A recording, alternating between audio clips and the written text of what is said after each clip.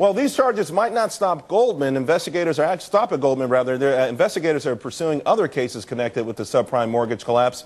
Real estate attorney Stephen Meister says the SEC is going to go after Goldman with the fury, and we should actually expect more fraud cases to follow. I got to ask you right out the gate. Then, do you have some names? No, I don't have names of who they're going to go after, Charles. I just think, look, the timing is suspicious. It comes just as we're trying to get the too big to fail rules in. There's conflicts. We can't, you and I are not going to be able to figure this out today.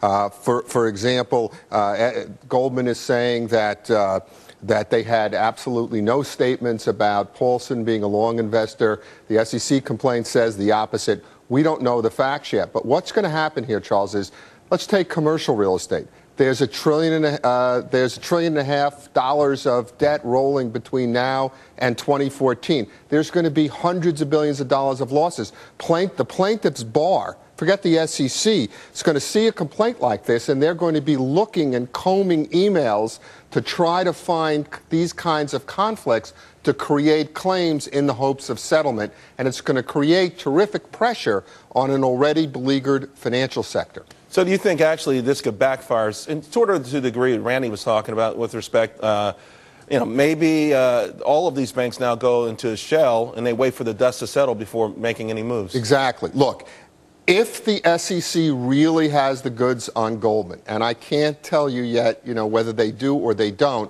that's one thing. If they don't, and they're going after them because it's politically expedient to do so and it's consistent with their agenda, and they cause an avalanche of additional legal activity, that's really terrible for the economy. Bad time for I don't have a lot of time left. Charlie Gasparuno mentioned something about SEC only can only go after them civilly, but they can also levy criminal.